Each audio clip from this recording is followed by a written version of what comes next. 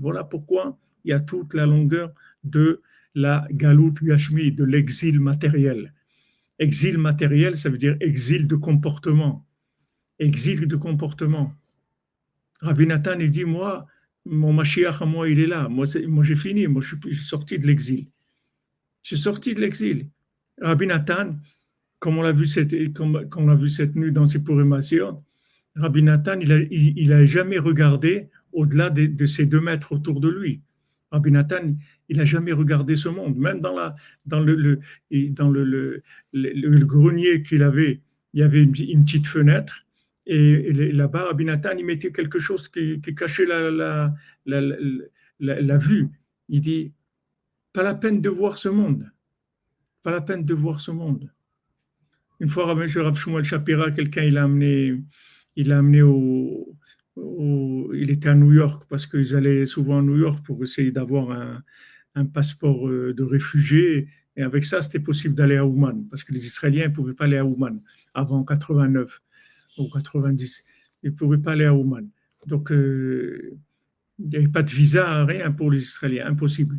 Donc, ils allaient souvent, il y en a plusieurs qui sont arrivés à aller à Ouman comme ça. Ils allaient à New York. Il fallait rester des fois des mois pour avoir ce papier-là. C'est une espèce de passeport blanc comme ça, comme un livret de famille, comme ça, un truc un peu haut. Et c'était un passeport de réfugié. Et avec ça, après, c'était possible d'aller à Ouman. Alors, il était une fois chez un Breslever, il dit, je vais t'amener voir les tours jumelles avant qu'elles disparaissent. Voilà, avant qu'elles ne soient plus visibles par les jumelles, quand elles étaient encore. Alors, il a insisté. Il a dit, mais je vous promets que je vais vous emmener la nuit, il n'y a personne là-bas. Vous ne risquez pas de voir même pas une personne. Ne vous inquiétez pas, parce que Rav Shmuel Shapira, il faisait très attention donc, à ses yeux. Alors, il est arrivé à le convaincre et tout, il l'a amené et il a vu. Alors, quand il a vu Rav Shmuel Shapira, il a dit, qu'est-ce que c'est ces tours-là? N'existent pas, c'est de la poussière, c'est rien du tout. Il a dit ça? Oui, il a dit ça. Il a dit, ça n'existe pas, c'est de la poussière, c'est rien du tout. Il a dit, c'est rien du tout, ça n'existe pas. Rabbi Nathan, il voyait pas ce monde. Il voyait pas ce monde. C'est-à-dire que chaque chose qu'il voyait matérielle, c'était que Hachem qui se trouve dans cette chose-là. C'est tout, mais pas ce monde séparé d'Hachem, ça n'existait pas dans leur vie. Hein? Oui, exactement, c'est dans le Beth Le'Aver qu'il dit ça. Il dit, il n'avait aucune istakavut sur ce monde, il ne regardait pas ce monde. Ça ne veut pas dire qu'il n'était pas présent, qu'il n'était pas là. Il était là, il faisait tout ce qu'il avait à faire, mais il ne regardait pas par rapport à ce monde. Il ne laissait pas sortir ses enfants sans qu'ils aient leur sandwich, sans qu'ils aient bu le café au lait, enfin qu'ils aient bu quelque chose avant de... Bien sûr, il s'occupait d'eux. Ça ne veut pas dire de pas, au contraire, ça veut dire pour nous, c'est de faire que ça. Nous, on doit faire que du chimouche, c'est ça qu'on doit faire. Être méchamèche, la lumière. Que du chimouche, c'est ça qu'on doit faire. S'occuper de notre maison, des enfants, d'arranger s'il y a quelque chose qui ne marche pas, que ça soit propre, que ça soit agréable, qu'il y ait des kélim, pas shoot à la maison pour faire ce qu'il y a à faire, etc. C'est sur ça qu'il faut se concentrer. Alors que les gens, ils se concentrent sur la lumière, et alors qu'ils ne comprennent pas que de la lumière, ils en ont des tonnes. Comme quelqu'un, il est multimilliardaire, il cherche à gagner de l'argent comme s'il était pauvre. Il est toujours là, quand est-ce que je peux gagner un peu? Quand est-ce que je vais gagner encore? Mais tu as des milliards de lumière déjà. Qu'est-ce que tu cherches de la lumière? Mais encore plus dans la lumière. Encore plus dans la lumière. Encore plus. Ce qu'il avait un Tana, un Amora qui faisait Triatametim, et ce n'est pas le milliardième de la lumière qu'on a nous aujourd'hui. La lumière avec quoi on vit nous, elle est plus grande que la lumière d'un Tana et d'un Amora. C'est pour ça qu'il dit le Harizal que tu peux arriver avec une petite avoda à la madriga de Rabbi Akiva. Parce qu'avec les traitements de lumière qu'il y a, tu dois normalement, si tu vas un petit peu en rapport, tu as un comportement un peu en rapport avec la lumière qu'on reçoit aujourd'hui, normalement tu dois être un tzaddik, un chidouche comme il n'y a jamais eu dans le monde. Parce que des lumières comme ça, il n'y a jamais eu dans le monde. Donc si elles sont traduites en comportement, ça donne des comportements qu'on n'a jamais vus dans le monde. Mais pour l'instant, c'est pas ça qu'on voit. Où sont ces gens-là? Où sont ces gens qui ont des comportements adéquats par rapport à cette lumière? Tu vois que les gens, ils sont vraiment à la traîne dans leur vie, dans tout ce qui est comportement. Parce que il y a pas le lien. Si tu fais le lien, tout de suite, comment ça se fait que maintenant tu as, un générateur de 10 000 watts et tu t'éclaires chez toi avec des bougies au lieu d'allumer la lumière? Pourquoi c'est comme ça?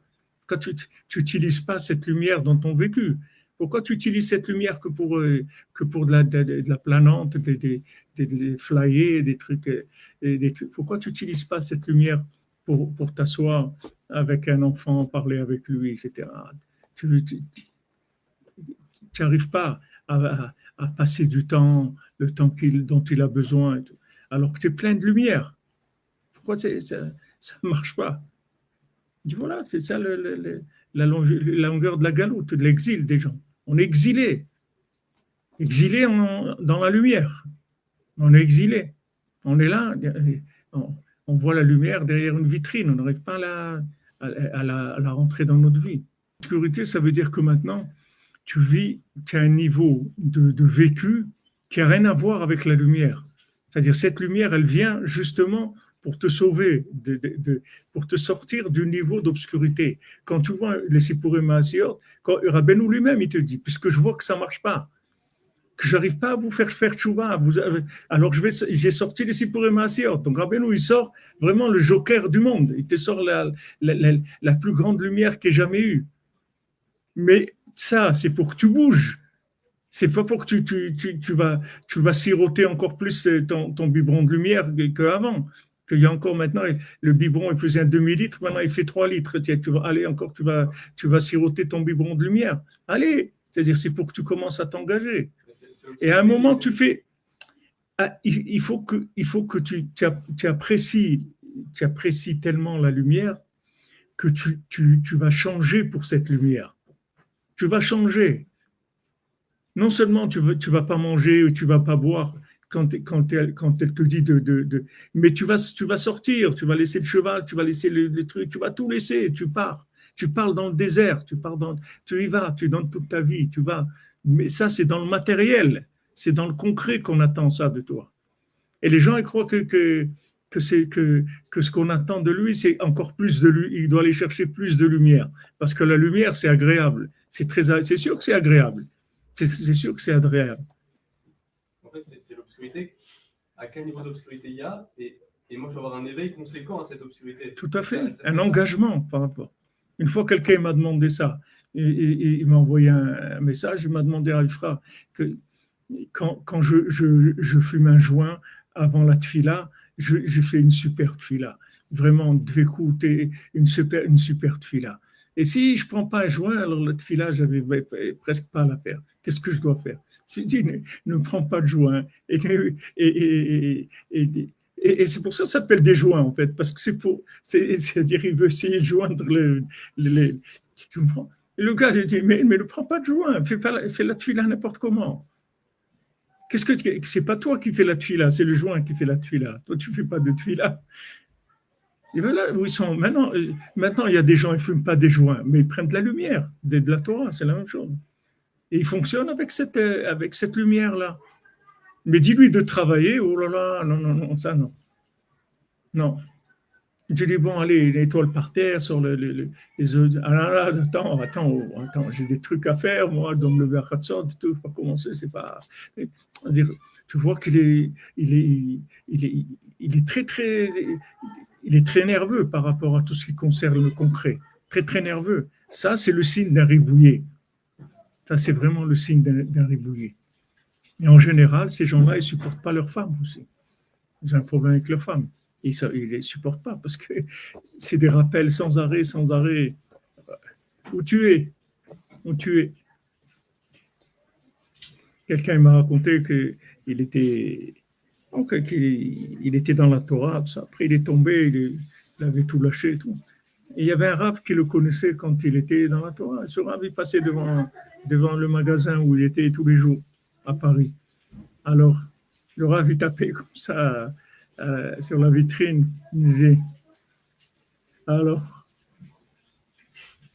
nous, Alors, comme ça, tous les jours, il faisait comme. Il partait. La femme, c'est ça. Alors, c'est quoi tout ton truc là? Alors, fais quelque chose, engage-toi. C'est difficile, il dit.